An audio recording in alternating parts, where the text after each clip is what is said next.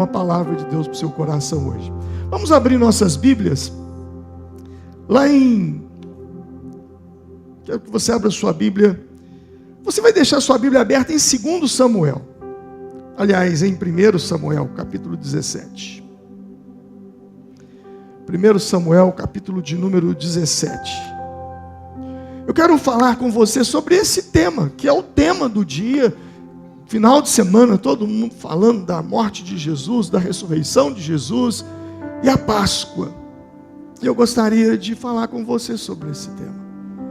Mas antes de fazermos a leitura, você precisa entender algumas coisas sobre Páscoa. Páscoa não se traduz num ritual. Páscoa não é apenas uma comemoração anual que se faz. Mas a mensagem da Páscoa, ela é muito poderosa. Páscoa é sobre batalha. Páscoa é sobre guerra, guerra espiritual. A raiz da palavra Páscoa é passar por cima, saltar. O que também pode ser associado no hebraico com a ideia de golpear, passar rapidamente. A finalidade da primeira Páscoa aconteceu no Egito, na libertação do povo hebreu, e a ideia era trazer juízo aos deuses do Egito. Êxodo capítulo 12, verso 12, na instituição da Páscoa, diz assim: naquela mesma noite passarei pelo Egito e matarei todos os primogênitos, tanto dos homens como dos animais, e executarei juízo sobre todos os deuses do Egito. Eu sou o Senhor. Eu sou o Senhor. Então, quando você lê na Bíblia as 10 pragas do Egito, cada uma daquelas pragas tinha um endereço. Para cada uma ali, Deus estava tratando com um ídolo, com um deus egípcio. E agora vem a Páscoa, a instituição. E quando eu lia sobre a Páscoa, meditando nesse domingo, de tantas postagens que eu ouvia, Páscoa, Páscoa, Páscoa, eu falei, deixa eu ler sobre Páscoa mais uma vez. E eu fiz uma conexão entre a Páscoa e a vitória de Davi sobre Golias. Aí vamos lá para 1 Samuel, capítulo 17. O texto diz assim: os filisteus juntaram suas forças para a guerra e se reuniram em Socó de Judá e acamparam em Éfes-Damim, entre Socó e Azeca. Saul, ele era o rei, Saul, e os israelitas reuniram-se e acamparam-se no vale de Elá, posicionando-se em linha de batalha para enfrentar os filisteus. Os filisteus ocuparam uma colina e os israelitas outra, estando no vale entre eles.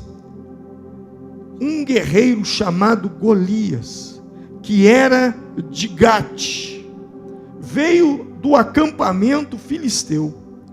Tinha 2,90 metros de altura. Ele usava um capacete de bronze, vestia uma couraça de escamas de bronze que pesava 60 quilos. Nas pernas usava caneleiras de bronze. Tinha um dardo de bronze pendurado nas costas.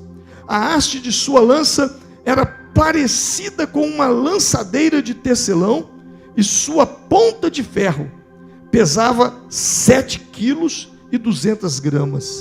Seu escudeiro ia à frente dele. Golias parou e gritou às tropas de Israel: ei, por que vocês estão se posicionando para a batalha? Não sou eu um filisteu? E vocês, os servos de Saul? Escolham um homem para lutar comigo. Se ele puder lutar e vencer-me, nós seremos seus escravos. Todavia, se eu o vencer e o puser fora de combate, vocês serão nossos escravos e nos servirão. E ainda acrescentou: eu desafio hoje as tropas de Israel. Mandem-me um homem para lutar sozinho comigo. Ao ouvirem as palavras do filisteu, Saul e todos os israelitas ficaram atônitos e apavorados. Davi era filho de Jessé, o efrateu de Belém de Judá. Jessé tinha 8 filhos e já era idoso na época de Saul. Os 3 filhos mais velhos de Jessé tinham ido para a guerra com Saul: Eliabe, o mais velho, Abinadab, o segundo, e Samá, o terceiro. Davi era o caçula.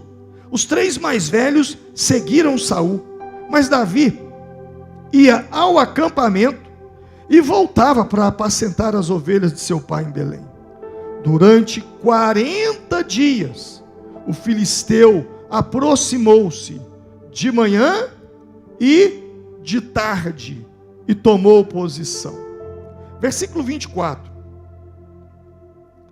23. Enquanto conversava com eles, Golias, o guerreiro filisteu de Gate, avançou e lançou seu desafio habitual. E Davi o ouviu. E quando os israelitas viram o homem, todos fugiram cheios de medo. Versículo 33. Respondeu Saul: você não tem condições de lutar contra esse filisteu. Davi tinha se apresentado para lutar. Você é apenas um rapaz, e ele é um guerreiro desde a mocidade. Davi, entretanto, disse a Saul: teu servo toma conta das ovelhas de seu pai.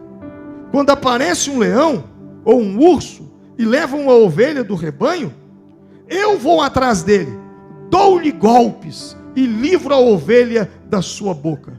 Quando se vira contra mim, eu o pego pela juba e lhe dou golpes até matá-lo. Teu servo pôde matar um leão e um urso, e esse filisteu incircunciso será como um deles, pois desafiou os exércitos do Deus vivo. O Senhor que me livrou das garras do leão, das garras do urso, me livrará das mãos desse filisteu.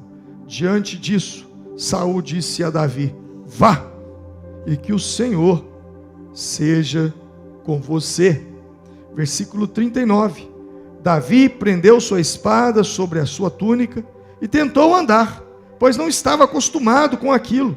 E disse a Saul: não consigo andar com isso, pois não estou acostumado. Então tirou tudo aquilo e em seguida pegou seu cajado, escolheu no riacho 5 pedras lisas, colocou-as na bolsa, isto é, no seu alforje de pastor, e com a sua tiradeira na mão, aproximou-se do filisteu. Verso 45. Davi, porém, disse ao filisteu: você vem a mim com espada e com lança e com dardos, mas eu vou contra você em nome do Senhor dos exércitos, o Deus dos exércitos de Israel, a quem você desafiou. Hoje mesmo o Senhor o entregará nas minhas mãos, e eu o matarei e cortarei a sua cabeça. Hoje mesmo darei aos cadáveres do exército filisteu as aves do céu e os animais selvagens, e toda a terra saberá que há Deus em Israel. E todos que estão aqui saberão que não é por espada ou por lança que o Senhor concede vitória, pois a batalha é do Senhor, e Ele entregará todos vocês em nossas mãos. Bom, o resto você sabe. Davi atirou a pedra e o gigante caiu. Mas o versículo 54 eu não poderia deixar de ler. Davi pegou a cabeça do Golias e levou-a para Jerusalém e guardou as armas do filisteu em sua própria tenda. A Bíblia diz uma coisa interessante, que quando Davi venceu Golias, Davi cortou a cabeça de Golias e levou a cabeça de Golias para Jerusalém. Jerusalém. Sabe, foi essa palavra que me conectou com a Páscoa. com essa vitória de Davi sobre Golias, com a Páscoa. O texto nos diz que a batalha aconteceu no vale de Elá. E o vale de Elá está aproximadamente 30 quilômetros de Jerusalém. Depois que Davi venceu Golias, ele arrastou a cabeça de Golias por 30 quilômetros. Ele levou a cabeça de Golias para Jerusalém, para enterrá-la ali. E acaba a história. Mas há uma tradição rabínica que não está na Bíblia, mas é muito forte isso entre os judeus, que Davi levou a cabeça de Golias para uma montanha que fica de fora de Jerusalém e a enterrou ali. E aí essa montanha passou a ser chamada por Golias. E com o passar dos anos, essa montanha passou a ser chamada de Gólgota. Gólgota te lembra alguma coisa? O que aconteceu no Gólgota? Jesus foi crucificado ali. Jesus foi crucificado, segundo a tradição rabínica, no mesmo lugar onde estava a cabeça de Golias. Essa passagem nos ensina muita coisa. Eu quero falar justamente sobre Páscoa, golpeando os seus gigantes. O que ocorreu antes da batalha? Golias, por 40 dias, 80 vezes, de manhã e à noite, de manhã e à tarde, 2 vezes por dia, 80 vezes, ele apareceu para desafiar os israelitas.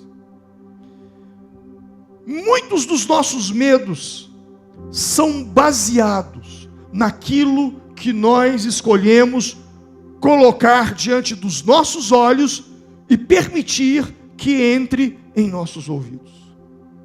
Golias, ele espalhava o medo. Imagina, 2,90 metros de altura. 40 dias, 2 vezes por dia ele apareceu. Foram 40 dias falando sobre uma só coisa. Lembra quando nós estávamos na pandemia? Era uma só coisa. O assunto da manhã, o assunto da tarde, o assunto da noite era pandemia. Naqueles dias, naqueles 40 dias, não tinha outro assunto a não ser Golias. Golias, o gigante, Golias de Gate. Por 40 dias ele espalhou terror. Por 40 dias ele espalhou o pavor, ele espalhou o medo, ele gerou um ambiente de pânico, ele gerou um ambiente de morte.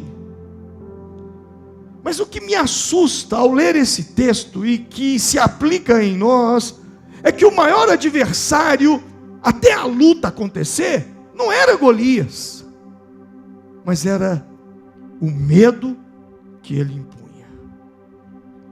E é justamente isso que os seus gigantes fazem com você. É justamente isso que os gigantes que você mais teme na vida, os seus maiores obstáculos, os seus maiores desafios, é justamente isso que ele faz com você. Ele tenta impor sobre você o terror, o medo. Pastor, e como é que eu reconheço que eu tenho um gigante na minha vida? É simples.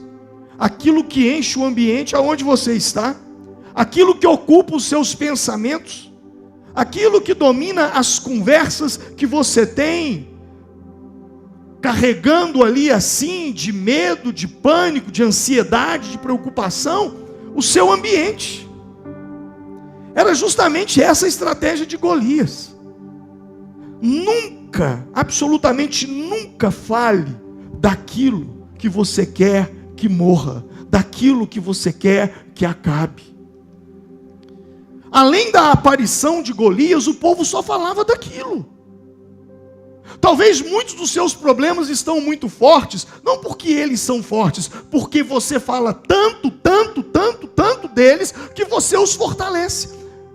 Em momento algum, Davi chamou Golias de gigante, em momento algum. Mas é isso que a gente faz o tempo todo, o contrário de Davi. O tempo todo a gente tem uma forma de colocar os nossos problemas como gigantes.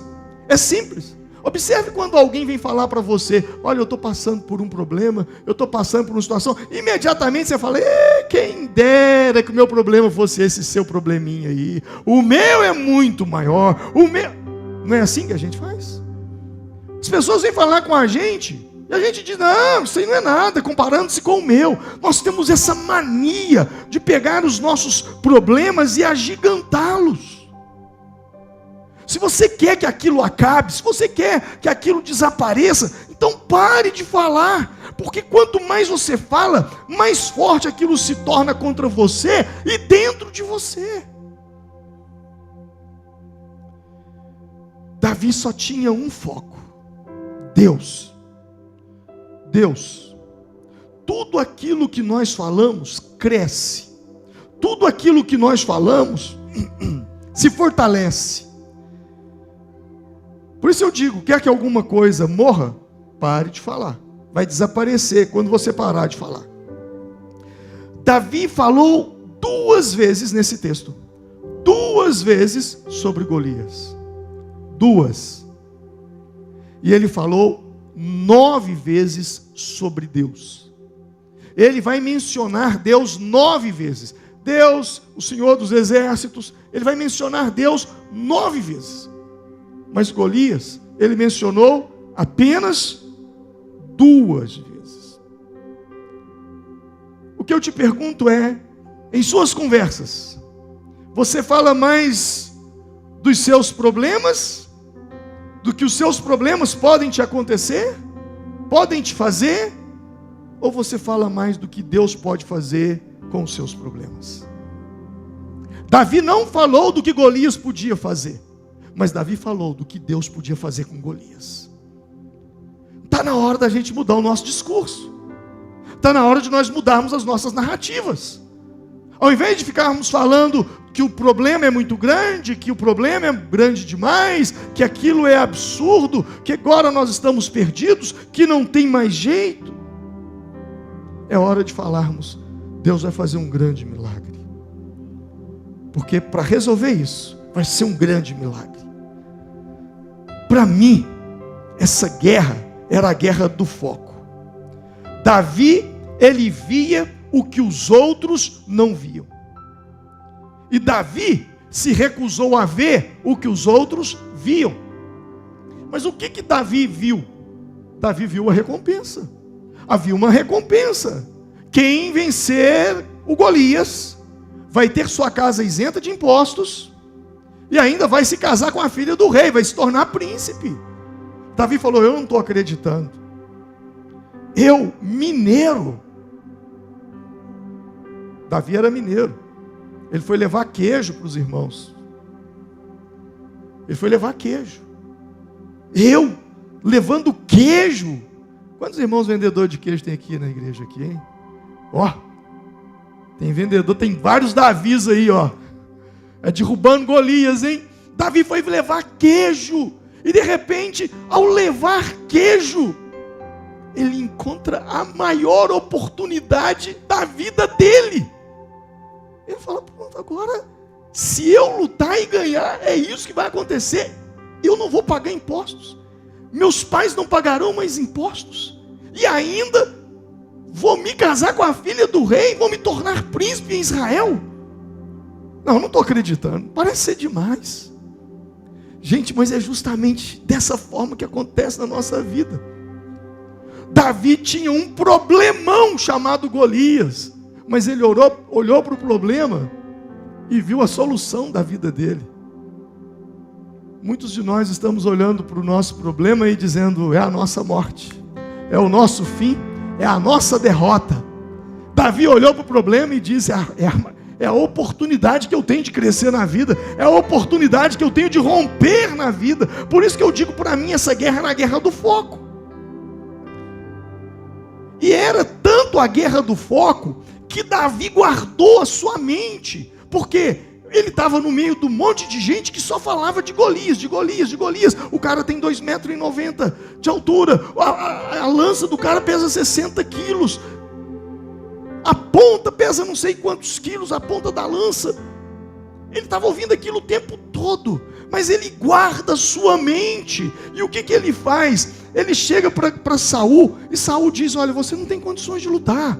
Ele é um problemão, ele é um gigante, ele é experiente em guerras, e você é um garoto, você é um menino. Mas sabe o que Davi diz para ele? Olha, eu estava pastoreando as ovelhas do meu pai, e veio um leão, e eu matei o leão. Eu estava pastoreando as ovelhas do meu pai, e veio um urso, eu matei o urso. Sabe o que Davi fez? Davi fez o que a Bíblia nos diz, lá em Lamentações, capítulo 3, 21. Diante dos problemas, eu quero trazer à memória. Repete comigo: quero trazer à memória aquilo que me dá esperança. Diga para você mesmo: quero trazer à memória aquilo que me dá esperança. Eu não sei o que você está enfrentando, eu não sei o que estão dizendo para você, eu não sei o que os relatórios estão falando, eu não sei o que os exames estão te mostrando, eu não sei o que a mídia está falando sobre a sua área, mas uma coisa eu sei: guarde a sua mente com esse texto. Quero trazer à memória aquilo que me dá esperança. Amém? O Deus que foi comigo será novamente, Ele me dará vitória. O problema é que a nossa mente o tempo todo está nos sabotando, porque nós somos muito lerdos, nós somos lerdos quando se trata de bênção e rápidos quando se trata de coisa ruim. Quando é para você lembrar de uma coisa ruim que te aconteceu, você lembra no estalar dos dedos. Mas quando é para se lembrar de uma coisa boa, você fala: mas o que foi? Gente, a gente está em abril, não é? Amanhã é abril. O que aconteceu de bom esse ano? Quanta coisa boa já te aconteceu. Mas o próprio salmista, num salmo, se me falha a memória, 103, ele vai dizer sobre isso: bendiz a minha alma, bendiga tudo quanto há em mim, e não te esqueças de nenhum dos teus benefícios. Mas uma coisa me chama a atenção ainda, era que aquela luta era a luta de Saul, porque Saul era o rei. Quem tinha que enfrentar Golias era Saul. Quem tinha a unção era Saul. Saul tinha sido ungido por Samuel para fazer aquilo. Ele recebeu uma unção de Samuel para ser o rei, mas ele não faz. Saul, ele tinha o cargo de rei, mas ele transferiu a responsabilidade para Davi. Quando você transfere responsabilidade que é sua para alguém, automaticamente você também está transferindo a oportunidade que era sua. Automaticamente você também está transferindo portas abertas que eram suas, bênçãos que eram suas. Toda responsabilidade que é sua, e você transfere para o outro, e se acha espertalhão, e acha o outro um bobo. Nossa, fulano, olha aqui, eu passo para ele, ele faz na maior bondade do mundo, fala nada. Você acha que é esperto, mas esperto é o outro. Porque enquanto você está transferindo responsabilidade sua, você está transferindo sua unção para a vida dele, você está transferindo as portas abertas para a vida dele, você está transferindo as oportunidades que eram suas para a vida dele. Foi ali que Davi foi projetado. Até então ele tinha recebido uma unção de Samuel na casa de seus pais, e ele estava vivendo no anonimato. Mas ali ele sai do anonimato e se torna alguém conhecido. Davi, ele só se tornou uma pessoa conhecida porque Saul transferiu uma responsabilidade que era sua para ele. Não transfira responsabilidade. Pastor, mas eu não gosto de bater de frente com ninguém. Eu também não gosto. É horrível ter que bater de frente com as pessoas. É horrível chocar com as pessoas. É horrível. Mas eu não posso transferir responsabilidade que é minha para minha esposa.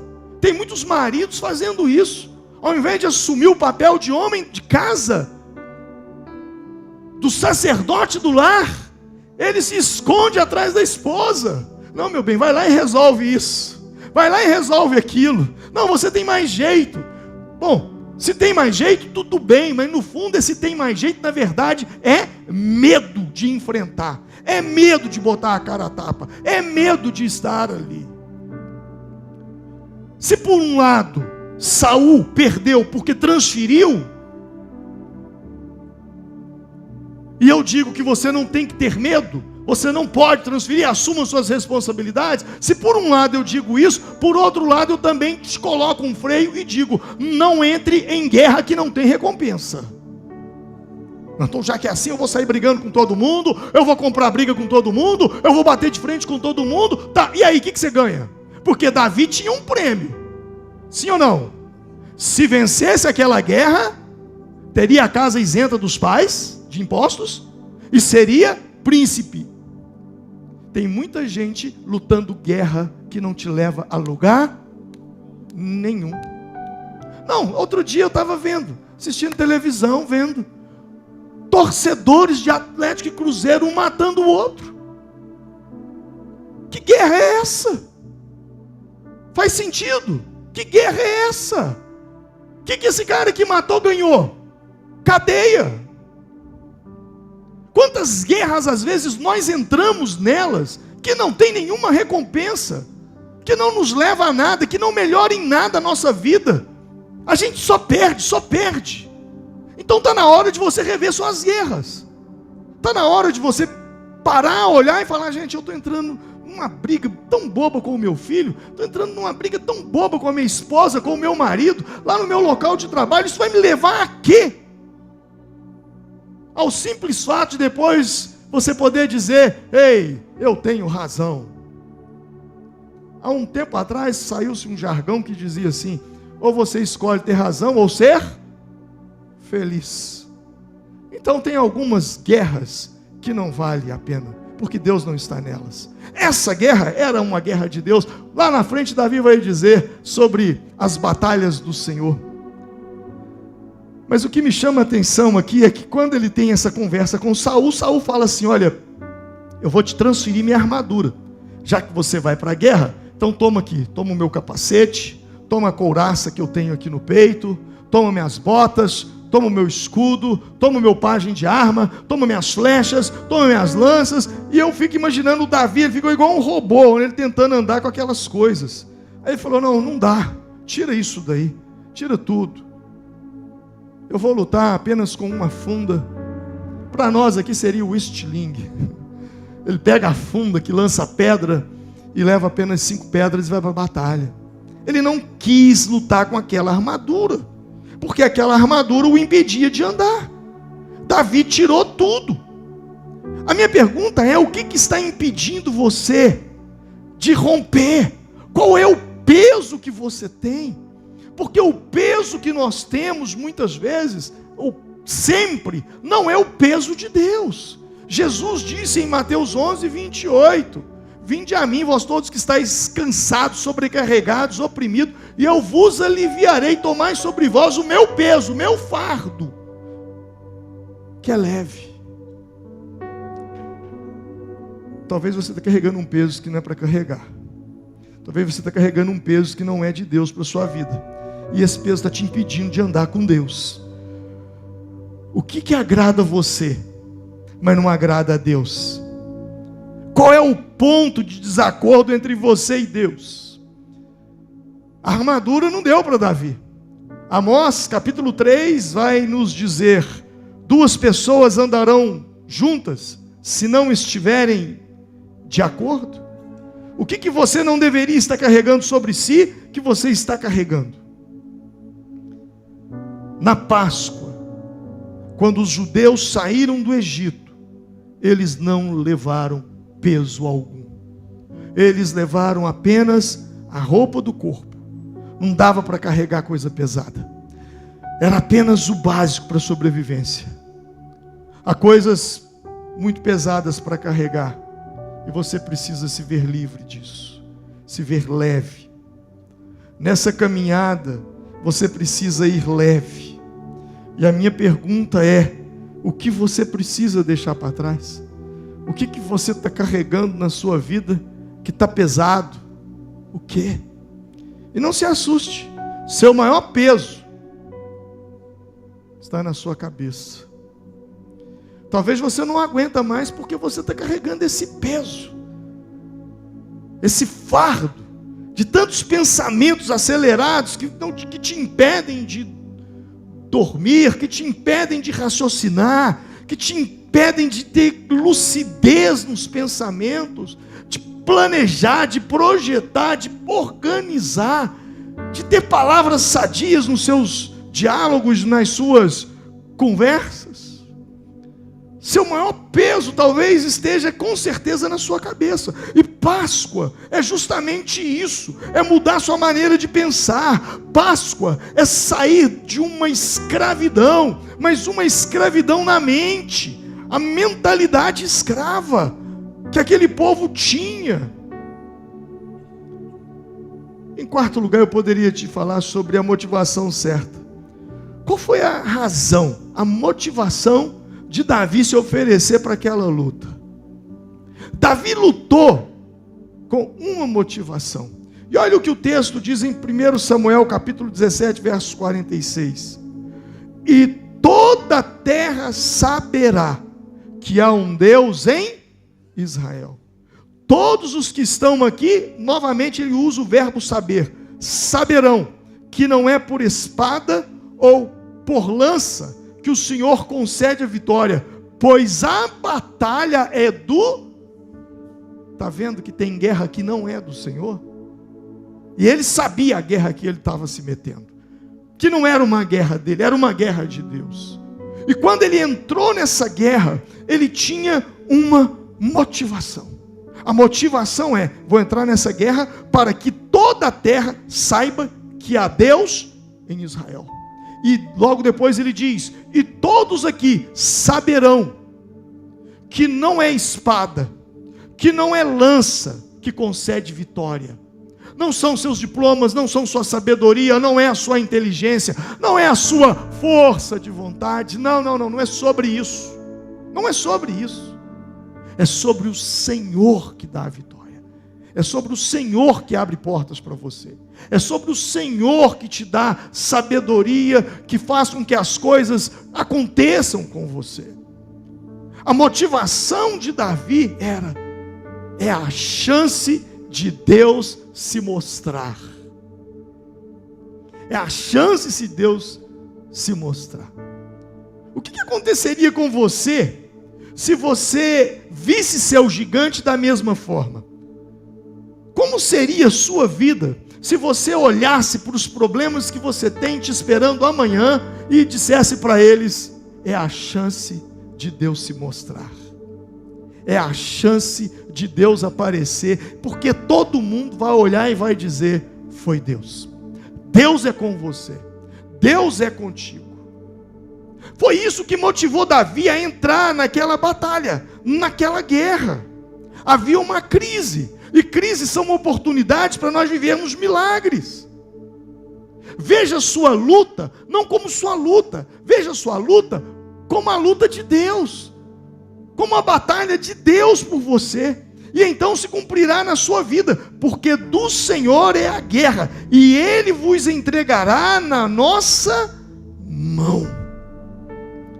E o versículo 26 nos mostra algo interessante aqui, sabe? A questão não é ter ou não ter medo dos gigantes, do inimigo, mas é saber quem você é em Deus. Quando Davi chama Golias de incircunciso, ele estava dizendo: você é um desaliançado. Não sei se existe essa palavra. Se não existe, eu estou inventando agora. Você é um desaliançado, porque a circuncisão era uma aliança que Abraão fez, e todos os hebreus tinham que fazê-lo. Já Golias não tinha aliança. Então quando Davi se viu diante de Golias, ele se viu assim: eu tenho aliança e ele não tem aliança. E isso para mim é tudo. Davi estava dando valor a uma das coisas que nós muitas vezes não valorizamos: a nossa aliança com Deus. Porque toda quebra de aliança resulta em problema, resulta em maldição. A Bíblia está cheia de exemplos. Para começar lá em Lucas capítulo 11, que fala quando um espírito imundo sai do corpo de um homem, ele anda por lugares áridos procurando descanso, e não encontrando, aquele espírito imundo diz: voltarei para a casa de onde saí. E quando chega, encontra a casa varrida e em ordem. Então ele vai e traz outro quantos? 7, mas não é só 7 espíritos, o quê? Piores do que ele. E entrando, passam a viver ali, e o estado final daquele homem torna-se pior do que o primeiro. Porque esse homem foi alguém que teve uma experiência com Deus, foi liberto do que o oprimia, mas não manteve a sua aliança com Deus. E por não manter a sua aliança com Deus, o próprio Espírito que habitava nele, agora volta e vê a casa varrida e adornada. Então ele traz mais 7 e habita ali, e a Bíblia diz que o estado dessa pessoa se torna pior do que o primeiro estado. Então nunca quebre uma aliança, porque quebra de aliança resulta em perdas. Eu não sei se você sabe, mas existem pesquisas que comprovam que a maior causa de falência, sabe qual é? A quebra da aliança, chamada divórcio. Você sabia disso? Que o divórcio é a maior causa de falência no mundo. E o que é o divórcio senão uma quebra de aliança? Preserve suas alianças, preserve a sua aliança com Deus, não quebre sua aliança. Mas havia um costume entre os guerreiros. Quando eles estavam para partir para uma guerra, os mais amigos faziam uma aliança. E eles falavam: olha, nós estamos indo para a guerra, nós vamos enfrentar um adversário, e nós não sabemos se vamos viver ou morrer. Vamos fazer uma aliança? Vamos. Então eles pegavam uma faca, um punhal, e eles cortavam o pulso. E o outro cortava, e o outro cortava. E aí eles faziam isso com o pulso. Misturavam o sangue. Era uma aliança. E aí eles saíam para a guerra. E no meio da batalha, aquela guerra, aquela confusão, eles se perdiam. Mas quando um guerreiro vinha contra um daqueles homens, e aquele homem armava sua espada para atacar o inimigo, ao olhar para o pulso e ver uma cicatriz, ele sabia: se eu derrotá-lo, eu terei que derrotar o outro, porque existe ali uma aliança. A Bíblia diz que um cordão de 2 dobras não se arrebenta facilmente. Viver em aliança. Viver em aliança com a sua célula. Sabe, pessoas que têm célula, pessoas que vivem em célula, elas vivem aliançadas.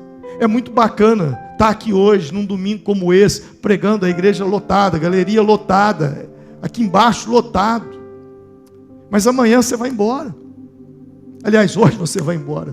Amanhã eu não estou mais na sua vida. Tudo que você vai ter sobre mim amanhã é o meu devocional, amanhã cedo, chegando no seu celular, se você faz parte do meu grupo de devocionais.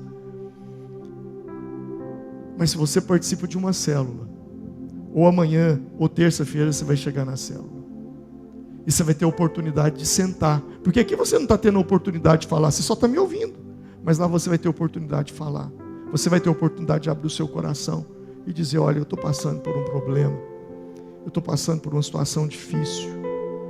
E aquele pequeno grupo ali de célula, eles vão falar: nós vamos orar por você, nós vamos buscar a Deus por você, nós vamos interceder por você.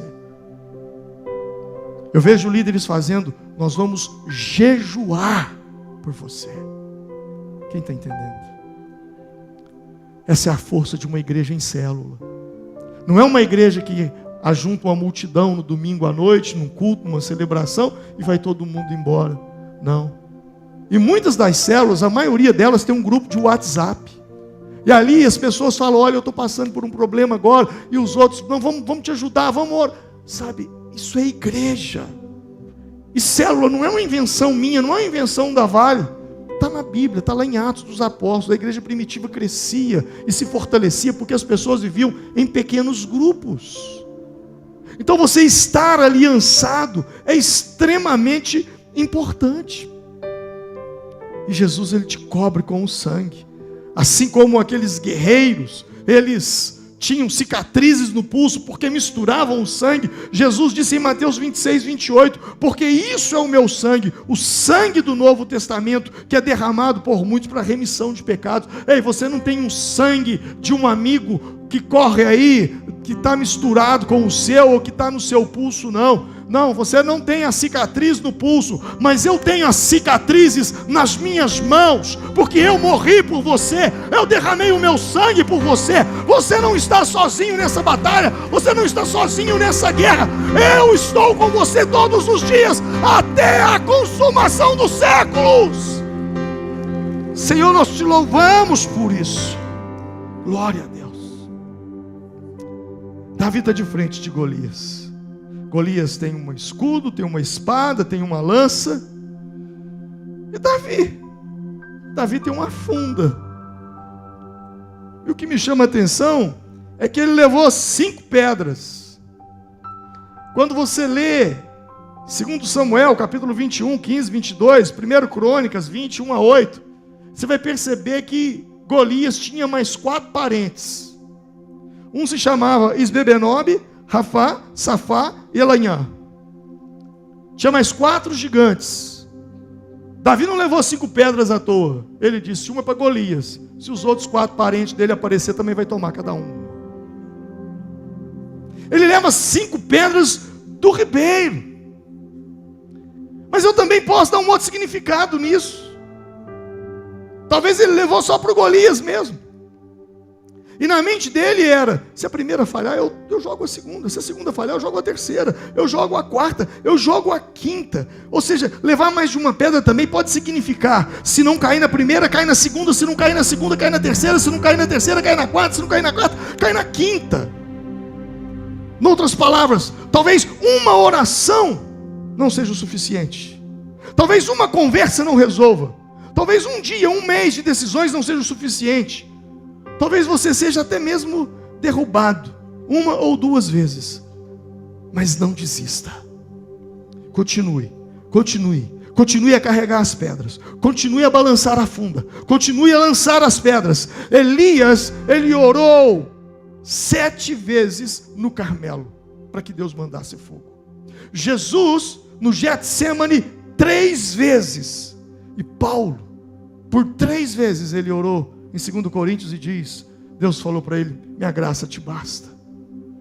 Eu quero terminar te dizendo o seguinte: Davi cortou a cabeça do inimigo, e de acordo com essa tradição, não com a Bíblia, mas com essa tradição rabínica, ele a enterrou no Gólgota, onde muitos anos depois, séculos depois, o Filho de Deus, Jesus, foi crucificado, morrendo pelos nossos pecados e pisando na cabeça do nosso Golias, dizendo: está consumado. Está consumado. Diga comigo: está consumado. Essa palavra para nós talvez pareça estranho, mas está consumado no grego é traduzido pela palavra tetelestai. Tetelestai. Tetelestai no grego é: está totalmente pago. Essa é a palavra. Jesus na cruz, ele disse: tetelestai, está pago, está consumado. E aí ele rende o Espírito.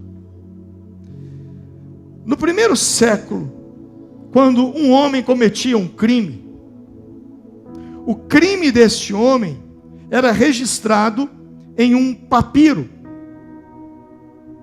E esse papiro, no qual continha os crimes cometidos por ele, era chamado de cédula de dívida, ou escrito de dívida. Parecido com aquilo que os quarentões, cinquentões aí se lembram da nota promissória. E esse escrito de dívida era os crimes. E esse homem então, ele era encarcerado.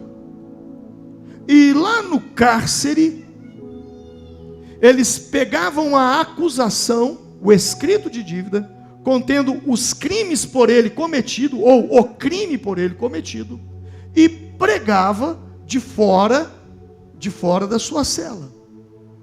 Aquilo ficava ali exposto, o escrito de dívida. Quando esse homem pagava pelo seu crime, e agora chegou o tempo de o juiz olhar a sua condenação e o juiz dar a liberdade para ele, o juiz responsável pela soltura desse condenado, o juiz então mandava trazer o escrito de dívida, a cédula de dívida. E o juiz então lia para aquele homem: fulano, você cometeu tal crime, tal crime, tal crime e tal crime. Mas você pagou pelo seu crime. E agora, o seu crime foi pago. E ele começava a riscar. Crime por crime. E embaixo, o juiz escrevia: tetelestai. Está consumado. Está totalmente pago. Quando Jesus naquela cruz, ele diz: tetelestai. Está consumado. Ele está dizendo o que Paulo, escrevendo aos Colossenses, no capítulo 2, verso 14 e 15, diz: e cancelou a escrita de dívida que consistia em ordenanças que nos era contrária, e ele a removeu, pregando-a na cruz, e tendo despojado os poderes e as autoridades, fez dele um espetáculo público, triunfando sobre eles na cruz, sobre principados e potestades.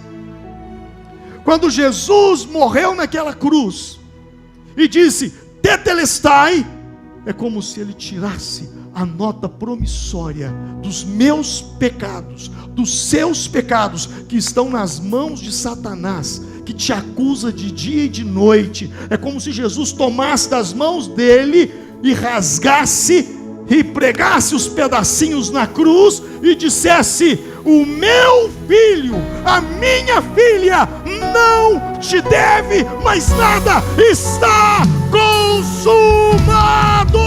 Fique de pé e glorifique ao Senhor nessa noite.